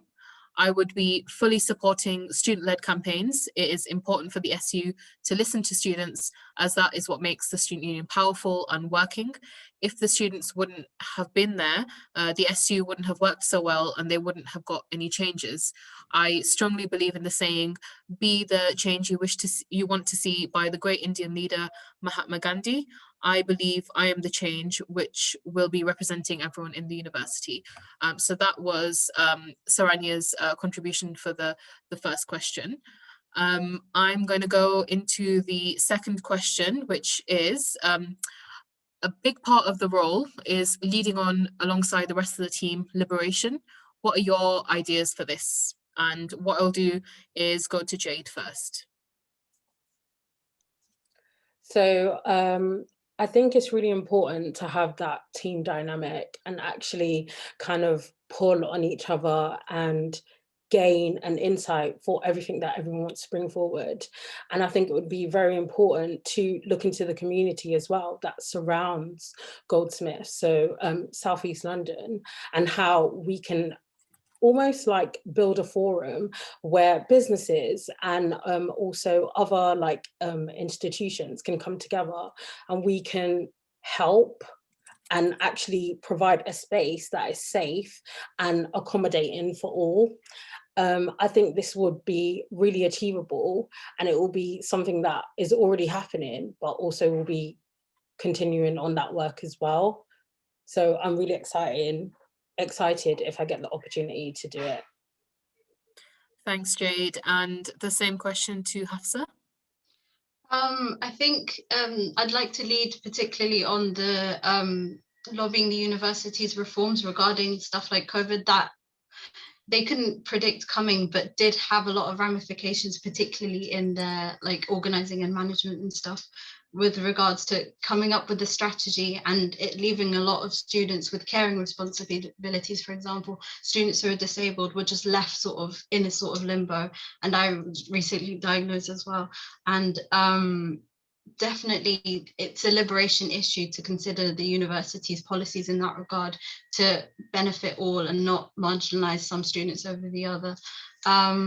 With regards to the marketization and stuff, that again is weighted very differently towards which kind of groups that you're within. So I would want to take priority of all of those, and as someone who has like experienced the university coming back with like differing answers and stuff about why they couldn't meet certain demands for GARA, to really lead that up, and now with a mandate, if I do get elected, being able to portray that. Thank you, Hafsa. And can I go to Danielle, please? Sorry, can you repeat the question? Of course, yeah. A big part of the role is leading on liberation along with the rest of the team. What are your ideas for this? I think I can break this down into three sort of sections. Liberation looks different for everyone. So I think the first thing we need to do is liberate our curriculum, decolonizing that curriculum and having history and subjects that actually represent the student body and the interests of the student body. That's also part of liberation. In terms of collective action and solidarity, I am in the process of starting a newsletter for like solidarity and collective action on campus. And I really do believe that like students are most powerful when they work together. So that would be a top priority if I were elected. Definitely. Sorry, I'm going blank, of course, I can't think right now. So yeah, collective action and solidarity, I feel like is the core of my campaign. And it's how the SU can support students in that, which part of that is visibility with campaigns, part of that is reaching out to students, and part of that is willing to stand up to the senior leadership team. I think one thing that I bring in my characteristic is that I'm always ready for a discussion and a debate, and I unapologetically represent the students' point of view. Yeah, and I'm ready to take on the senior leadership team if they want to go, so let's go. Yeah, and I think that's all I have to say. Thank you, Danielle. So what I'll do is similar to the last question. I will read out Saranya's answer to the second question, which is, I have been working with the SU since I was in year 1 as an accessibility and inclusion rep. And now this year I am the department student coordinator and also a student trustee. I say this from all my heart when I say I love to work. It makes me strive for excellence and success and makes me excited to live every day. Meeting people and working in a team gives me so much confidence and makes me want to do more. I want to work and lead along with the team by communicating and having a strong bond. I believe a great understanding is very important for a team to work. For everything, I will be communicating with the team and keeping them in loop of what's going on. I will not be taking everything on my own, but will be a strong team player. We'll stand together against all odds and work together. Even if to argue, we'll do it in a constructive way and agree to disagree at things. We'll break barriers and make a better future together for everyone at Goldsmiths, University of London. We are and will be one together and fight everything which comes our way. So that was the answer to the second question. We've had some audience questions come through. So the first one from the audience is, can you give an example of any campaigns you've been involved in the university, or any campaigns you'd like to start? So can I go to Danielle for this? Danielle, you're muted. Lovely. So at the moment, I'm involved in the international fee strike. That's like the campaign that I would say I'm most involved in right now, but I also work with solidarity group, a solidarity group on campus. So I'm in conversation with Gara, I'm in conversation with the like rent strike and people who represent that. So I definitely have my hand in a lot of pots, because I think the core thing of a welfare and liberations officer is it's not just about my personal experience as a minority student. It is about people from an Islamic background. It is about international students. And there's a lot of points of view that I may not personally see, but it's important to represent. So that's the activism I'm involved in. But I'm also involved in a lot of community-based activism. I work with an organization called Justice for Black Lives. And one of the things that I will do as SU officer is bringing external organizations into that liberation, taking their mobilizing tactics, taking their funding tactics to look at how we can amplify student voices in a way that professional organizations are. And I think that's the unique sort of experience that I bring. I'm committed to action rather than conversation. So collective action, solidarity, I'll say it a million times, but that's 100% me. I want to see substantial change in a short amount of time. Thank you. Thanks. Hafsa? My work with Gara has been like a major, like sort of baptism of fire almost, in the amount of things we've had to do. We've the occupation itself was 137 days, and in first year, planning out that occupation, carrying out the events that we did, and then also once again negotiating demands with SMT on a serious scale was like majorly a learning curve.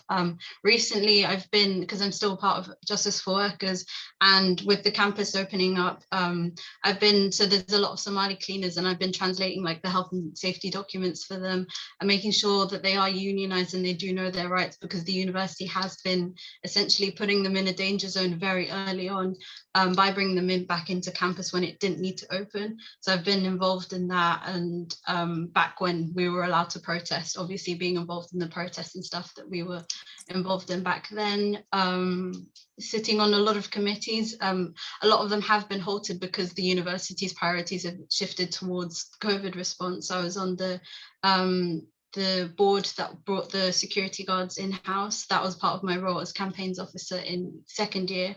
But now I'm still on the seat software board, but that's been halted. And like being a SAB is inherently important because I see SMT on such a daily basis. I'd be able to like go back to demands, go back to student priorities and stuff. So definitely, yeah, Gara and Justice Workers, and yeah, those are the two major things I've been involved in. Thank you so much. And can we go to Jade? Currently, I mentioned that I am the BME officer, so I am involved in the Gara Fund. I sit on the panel, and I am also a member of the Racial Justice Strategy Board as well. So within that comes a lot of campaigning, especially like Hassan mentioned, with a lot of the cleaners and also security at the school. At Goldsmith, that trying to get the correct unicization for them, and also their rights, so that they're aware of them. So I'm involved in a few campaigns to do with that, and also to do with the current sabbatical officers. Thank you so much, Jade. And with that, we have come to the end of the questions for the position of Welfare and Liberation Officer. Thank you so much to each of the candidates, to Danielle, Hafsa, Jade, and Saranya, who isn't able to be here today. We'll now move on to the position of Education Officer. Just a reminder that you can still, you can go on to the website and vote right now if you choose to. Voting is open until 11 a.m. on Wednesday, the 17th of March. And everything, all the information, manifestos, and everything you need to know about the candidates is on the goldsmithsu.org/elections website. So I'm going to welcome the candidates that are running for the position of Education Officer. We have 6 candidates running in this position. The candidates will be the principal representation for students on matters related to their academic and educational experience. The candidates that are running are Afonso Crispin, Alyssa Reen, Fozia Kadir, Ruby Davies, Tahira Bundan, and Yasmin Morgan. So what I'm going to do is, because there are 6 of you, I'm going to ask you as we go into the first questions, just to do a quick introduction as part of your answer to that question. So what I'm going to... Can I just highlight quickly as well? I don't think Ruby is here. Yeah. And Ruby hasn't sent any questions to submit. So maybe I could follow up. Yeah, maybe I could follow up another day with a response from Ruby once I get in contact with her. But just to know that she is running and her manifesto is on the webpage. Brilliant. Okay.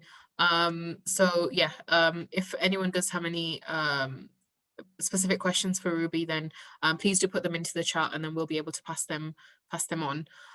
So the first question for the education candidates is, how will your experience of being a Goldsmith student influence your priorities in this role? And can I go to Afonso, please, first? Hey everyone, I'm Afonso from Portugal.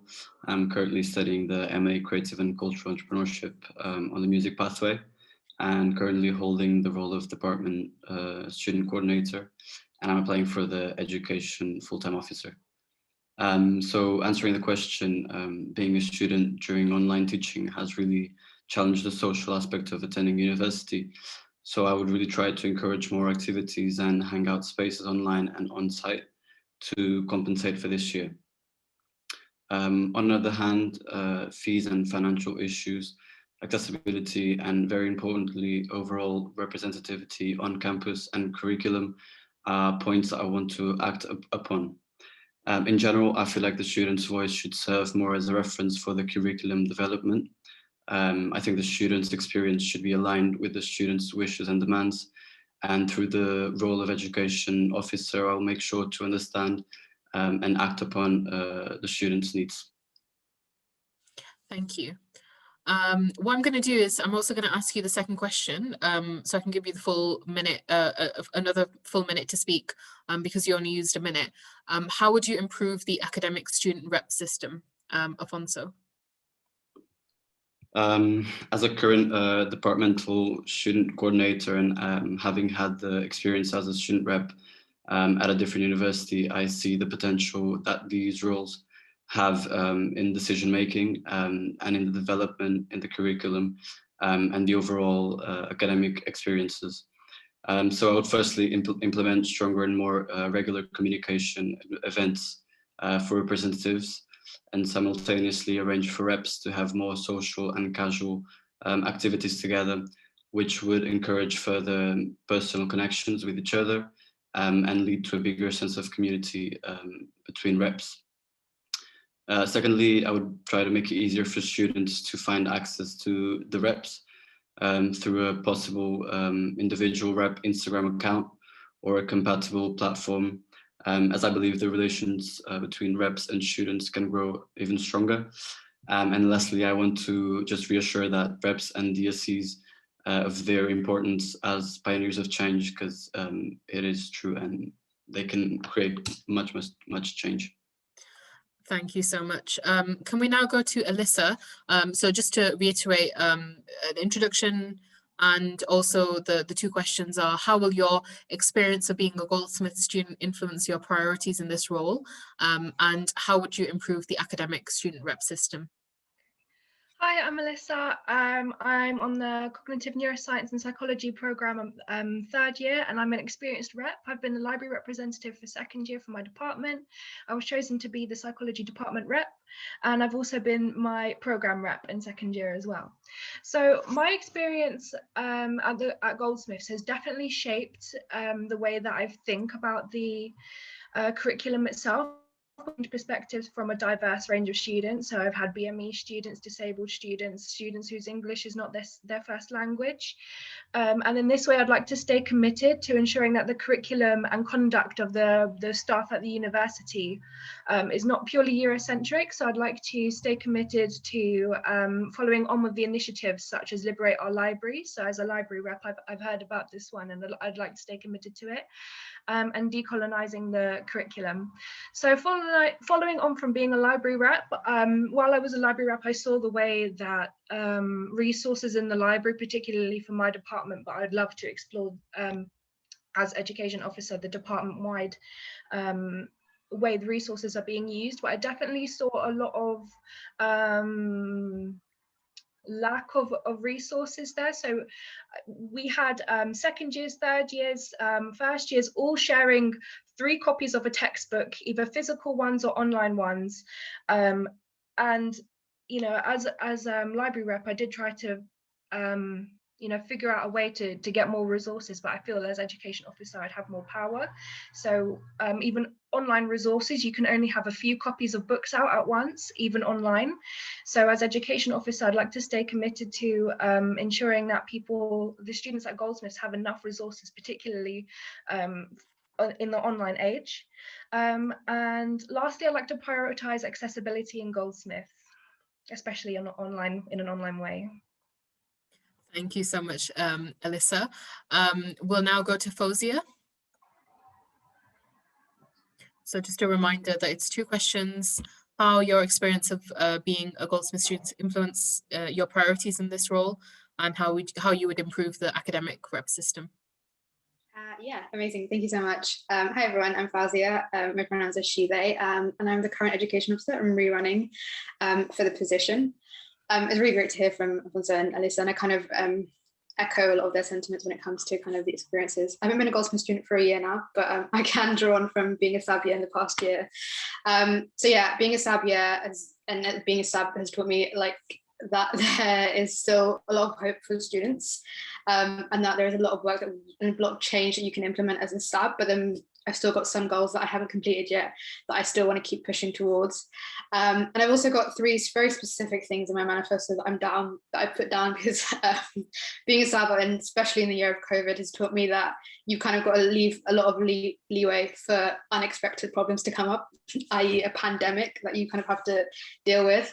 But I was a student, I was an anthropology student a year ago, and I experienced a lot of racism in my department as an anthropology student, and that kind of spurred me from my first year to get involved in activism and in change. That led me to getting part of the SU and Goldsmiths and eventually GARA, and all of that stuff has taught me that, you know, student voices are so important, and that there's a change that can be made if we keep going.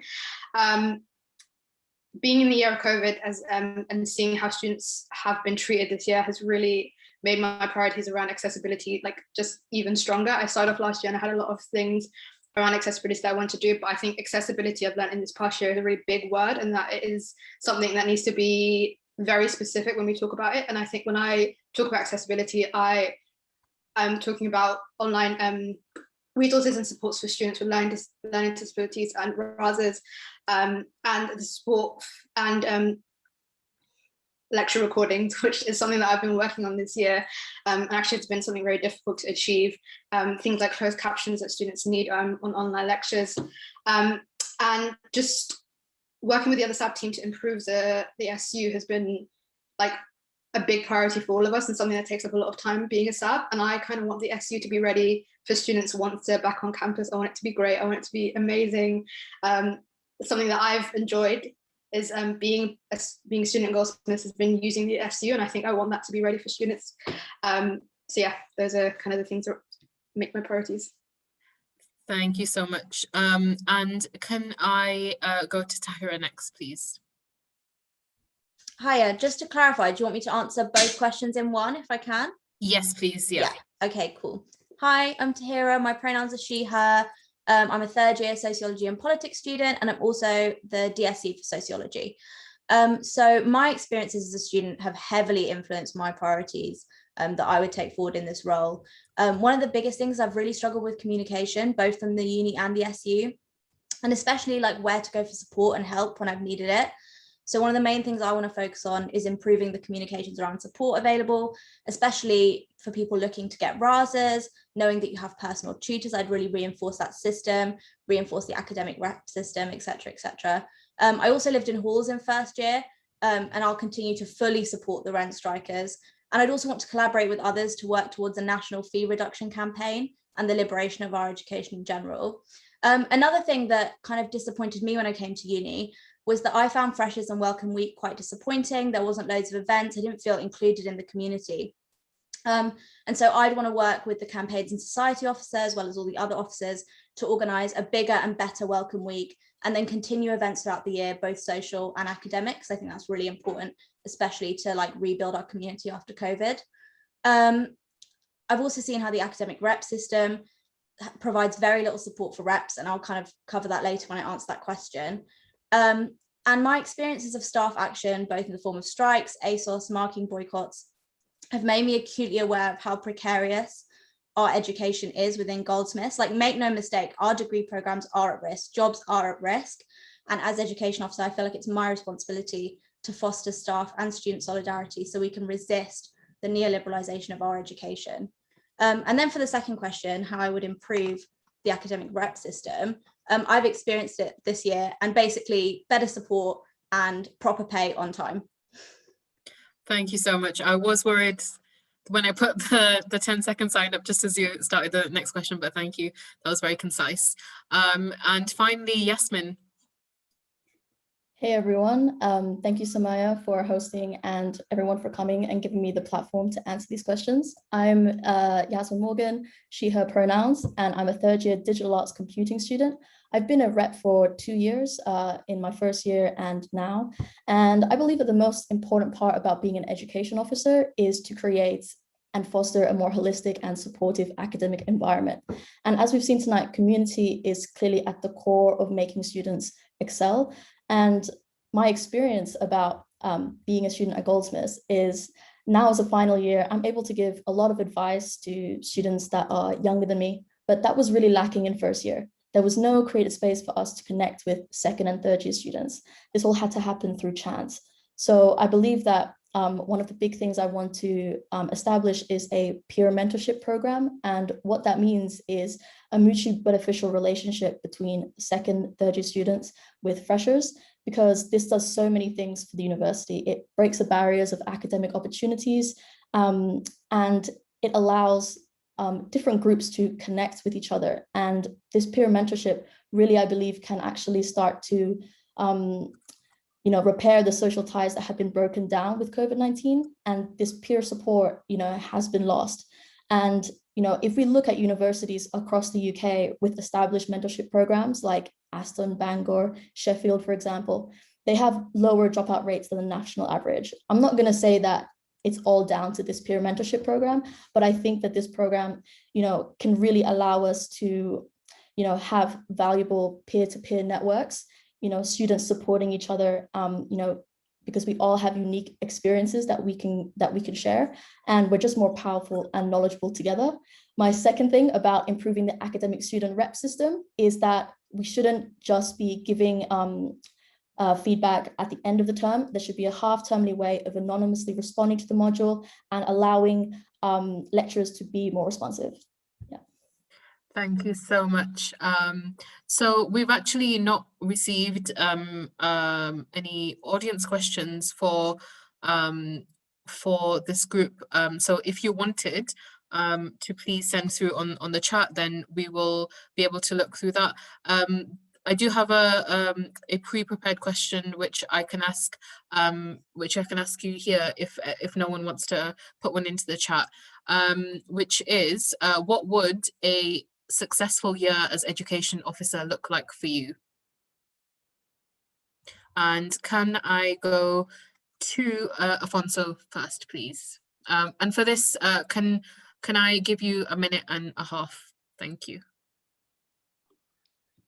So I believe a successful year would be a year where the student engagement has grown, where students feel like there's a bigger sense of fitting in at the university, and their wishes and their demands for their academic experience is matched to the actual experience. I think we should, the SU should create a strong connection with the students, so we can just be the best servants that we can to the students' wishes. And yeah, I think just overall engagement and happiness from the students, I think would be the greatest element on this year. Thank you. And similarly to before, I'll add on another question because you've not used all the time. What will your approach be to education if another lockdown happens? And back to Afonso, please. I think having this year would be a reference if we had another lockdown. But I think it would be good for tutors to have a stronger connection with students, just for overall organization and of their course, and maybe even have some debates with the students to understand what the students actually would want from the classes themselves. Because I think this is the most important thing, is to understand what the students want, and just basically see from this year what has worked and what hasn't worked. And pick on those things and work from there. Thank you, Afonso. Can I go to Fawzia? So the two questions were, what would a successful year as education officer look like for you? And what would your approach be if another lockdown occurs? Yeah, thank you so much. I think a successful year for me, kind of away from my priorities, I really want to see the rent strikers kind of get what they deserve when it comes to this campaign. I really want to see them supported and seen through, because it's been a very tough year for students in halls this year, and I kind of don't want that to continue. But also on top of that, I think if I kind of had to pick one thing from kind of the list of things that I've got down, is I really want to see lecture capture kind of put in place. I think that's something I've been doing all year this year, and I really want that to go through. It'd be so amazing if we could have adequate lecture recordings that kind of support students. I think the pandemic has taught us that is incredibly important, and it shouldn't have taken a pandemic for that to kind of be at the forefront. It should have already been in place. So yeah, that's definitely it. What was the second question? If another lockdown occurs, what would your approach be? Yeah, I think that the senior management team have had an entire year to get this right, so I don't think there should be any missteps. Like, I think the second time round should be way better than it was. But I know the senior management team, and I know they're not going to do that. So I think definitely the approach would be kind of making sure that students are put first and foremost. Oh no, 10 seconds. And fighting kind of. So I think, in conclusion, would be campaigning with students. I think the rent strikers taught us that coming together with students is the best way to kind of fight senior management team and get the things that are needed in place. Thank you. Can I go to Alyssa, please? Hi, thank you. So a successful year as education officer for me would be seeing the different groups represented within Goldsmith satisfied and measuring that satisfaction through kind of interactive methods with students. So I would hold focus groups, send out surveys, and really try and get as much engagement from students as possible to give me their opinion, because as a student rep, a lot of people didn't know who I was, they didn't know what I could do for them. And seeing changes be put through, such as improvements in accessibility. So there's been a lot of talk about captioning virtual lectures, which I really agree with. That's something that I've actually heard back from students already through talking to students and trying to garner opinion. So seeing changes actually be put through and seeing the reflection in student opinion and student satisfaction levels would really make me feel like I've had a successful year if my electorate, the people who chose me, are happy. Thank you so much. Can I now go to Tahira, please? Hi, so on what a successful year as education officer would look like to me, firstly, it would be standing up to Goldsmith's recovery plan, which I just see as evolving Goldsmith's 2.0. It's like giving senior management another opportunity to force through the cuts and both to jobs and degree programs that they've wanted to do. I think Goldsmiths has a really unique academic offering. And if we allow these cuts to go forward, we're going to lose key members of staff and we're going to lose really unique, rich degree programs. And that's something I'm really scared of and something that I would want to resist. The other thing that would kind of indicate a good year as education officer for me is building back better after COVID. Like there's been a lot of talk about the Students' Union and how people don't feel like there's a community. And I would love to see more students in the Students' Union, more students taking part in educational and social activities. And then can you remind me of the second question, please? Yep. What would your approach be if another lockdown occurs? So if another lockdown occurs, one of the main issues that I had reported to me as DSE for sociology was timetabling and admin issues around online lectures. Everything had to be transferred very quickly. And so my focus would be on students having access to their lectures in time, knowing what was on their timetables. They weren't missing out on weeks and weeks and weeks of education, which is something that happened, but also more support for students and staff, because I know both have been struggling, working long hours, struggling to get lectures up in time because of caring responsibilities. And so there would need to be a more holistic focus on the real issues that students are experiencing, caring responsibilities, working as key workers, etc. Thank you so much. And can I finally go to Yasmin, please? Could you repeat the first question again, please? I can, yep. So what, one second, sorry. Just get it back in front of me. What would a successful year as education officer look like for you? And the second one was, what would your approach be to education if another lockdown occurs? Okay, great, thank you. So what would look like a successful year for me? I've nattered on about the peer mentorship program before, but another part that I think is really important is I'm part of a joint honors program. And I think that departments do not do enough to support students. I mean, sometimes we are facing, different bureaucracies, and departments are not putting enough measures in place to make sure that students are aware of, how academic reps are giving their feedback. And another one as well is what I mean by making module feedback more responsive is that I kind of am thinking of a way of there being more communication between students and reps, being able to respond to the module in essence in real time. This is allowing the modules to kind of see change, before we have to move on.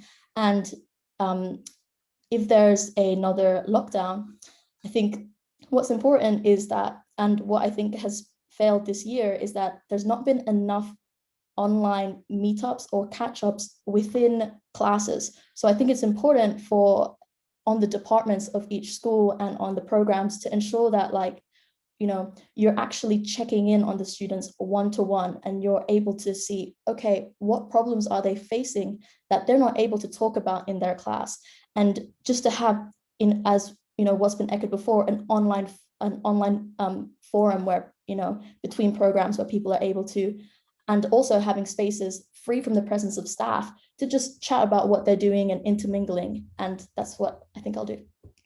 Thank you, Yasmin. So that concludes the last set of questions from the last round. Thank you to all the candidates for taking the time to answer those, to put yourself forward and to come today. Those candidates running for the position of education are Afonso Crispim, Alyssa Reen, Fozia Kadir, Ruby Davies, Tahir Bundan, and Yasmin Morgan.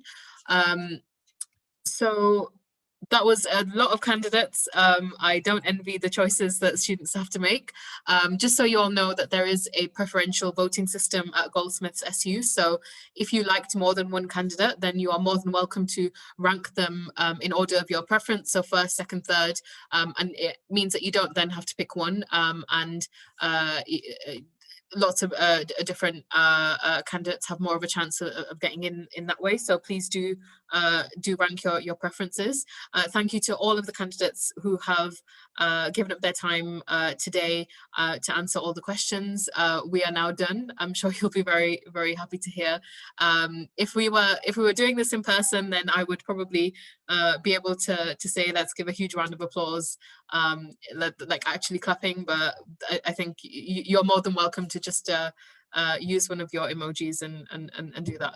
I won't make you clap from your home. But thank you so much. That's it for this evening. Thank you so much for listening. Don't forget to vote for the candidates that you want to represent you. Voting is open. It opened today at 11. You can head to the website, which is goldsmithsu.org/elections. And before we go, I'd like to pass you over to Sarah, who you'll all know by now as the Campaigns and Democracy Coordinator at the SU. So I'll pass you on to Sarah, but goodbye from me, and well done to all the candidates. And it was a good blast from the past for me, because I got a reminder today on my phone and on Facebook that it was 8 years ago today that I was standing in an election. So I know what you're all feeling. I know how this feels. So yeah, well done for putting yourself forward, and best of luck to the candidates in the election. Thank you very much. Bye-bye. Yeah, thank you for passing over. I just want to say thank you to Samaya for hosting today. It's been wonderful to have you involved in Goldsmiths SU Democracy, and I'm really looking forward to you being involved in future events if that's possible, because it's been brilliant having you. So thank you for your time. Thank you. I also want to say thank you to all the candidates who've been here today. Everyone has put a huge amount of work so far into starting your election campaigns and coming along tonight to really give all the students a taste of your manifestos and what you're about. So I just wanted to say thank you to everyone who has come along to participate, and for students who've come along to listen as well. My final sort of thought to be, please go and vote. As Samaya has mentioned, the website, goldsmithsu.org/elections. You can go on there and you can read everyone's manifestos. And as we've previously mentioned, it's preferential voting as well, so you can rank candidates rather than just having to choose one. Also, I just wanted to highlight that if people found this interesting, we've also got a more casual event on Monday, 12 till 1, and you'll find the event page on our website. It's called Coffee with Candidates, and it's a much more casual, it's over icebreaker, so you can sort of get put in a room and ask a question one-on-one with candidates. So if anyone wants to come along to that, it'd be great to see you there. But yeah, everyone vote, and that's all from us.